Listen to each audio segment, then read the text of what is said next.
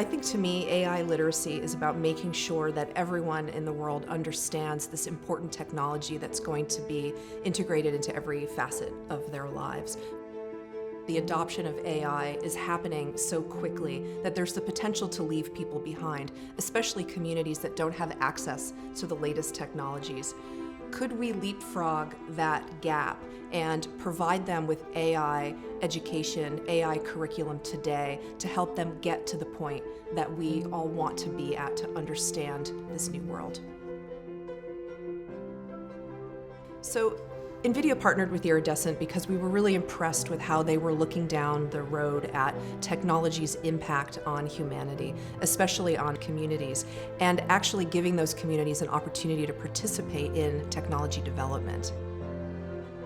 The AI Family Challenge program is a multi-week course that immerses youth and their families all around the world in understanding AI, what it is, how it's used, and think about what problems in our community could AI solve for us.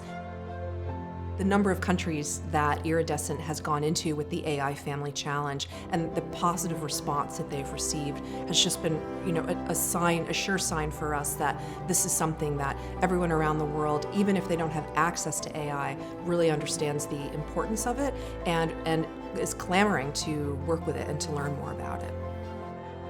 The thing that makes it interesting to continue working with Iridescent is the fact that they are so future focused and they're moving quickly, very similar to NVIDIA in the way that we see, ourselves. Having a nonprofit partner like that is really helpful to be so aligned with the change that we want to make in the community and having a partner that can move as quickly as we can around that.